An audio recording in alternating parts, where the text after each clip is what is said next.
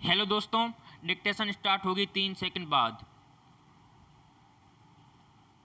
Start. सभापति महोदय, ऐसा लगता है कि हाल ही में गेहूं, चावल तथा उर्वरकों के मूल्यों में हुई वृद्धि के पीछे अंतर्राष्ट्रीय मुद्रा कोष तथा विश्व बैंक जैसी ताकतों का दबाव काम कर रहा है। विश्व बैंक तथा मुद्रा कोष बराबर इस बात पर जोर देते रहे हैं कि खाद्यान्न तथा उर्वरकों पर सहायता राशि धीरे धीरे बंद कर देनी चाहिए। यह खेद की बात है कि हमारी सरकार इस नीति को अपना रही है और उन लोगों के हाथ में खेल रही है जो नहीं चाहते कि भारत खाद्यान्न में आत्मनिर्भर बने। पैराग्राफ। दूसरी बात यह है कि अब पेट्रोल, मिट्टी का तेल तथा रसोई गैस की कीमतों में वृद्धि की गई है जो न्यायोचित नहीं, क्योंकि इससे आम आदमी की कठिनाइयां बढ़ जाएगी।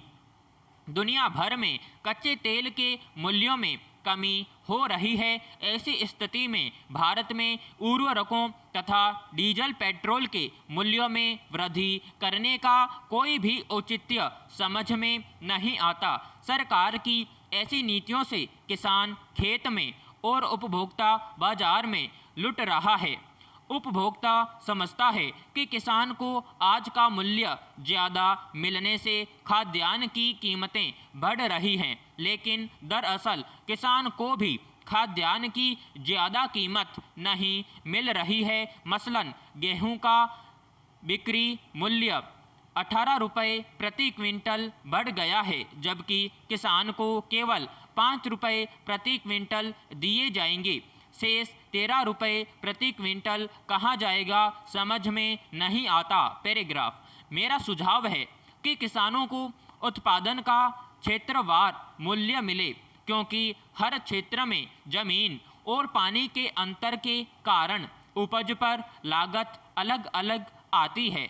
फिर किसानों को अखिल भारतीय स्तर पर उत्पादन का एक जैसा मूल्य क्यों दिया जाता है? मेरा सरकार से अनुरोध है कि वह इस पर पुनर्विचार करे और जल्दी से जल्दी किसानों के लिए ऐसे कार्यक्रम बनाए जिनसे किसानों को अधिक से अधिक लाभ पहुँचे। पैराग्राफ।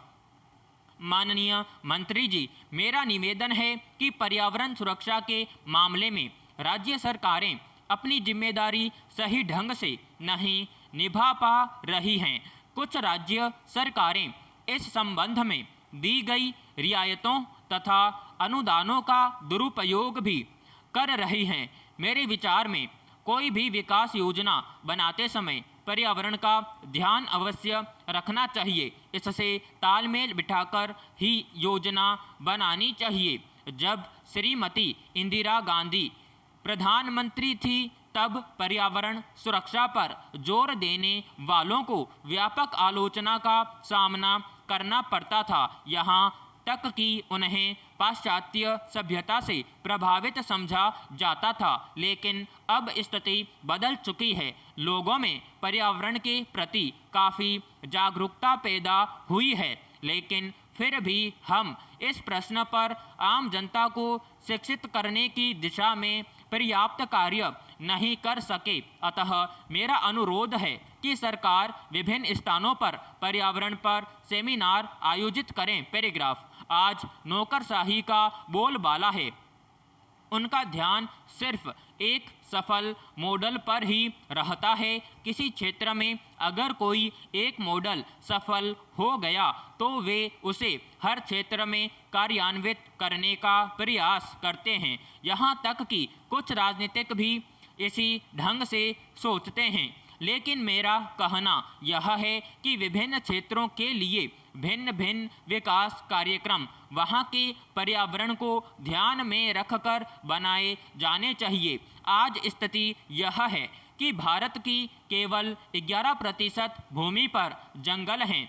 सरकारी आंकड़ों में इसे 22% दर्शाया गया है, लेकिन इसमें से आधा जंगल बिल्कुल काट दिया गया है। यदि जंगलों की भूमि विकास योजनाओं के लिए दी गई तो 35% में जंगल रखने का सरकार का लक्ष्य पूरा नहीं हो पाएगा। अतः पर्यावरण सुरक्षा के लिए यह अत्यंत आवश्यक है कि जंगलों का पूरी तरह से संरक्षण किया जाए तथा पर्यावरण के संबंध में लोगों के मन में जो भ्रम हो उसे भी दूर किया जाए। विराम समाप्त।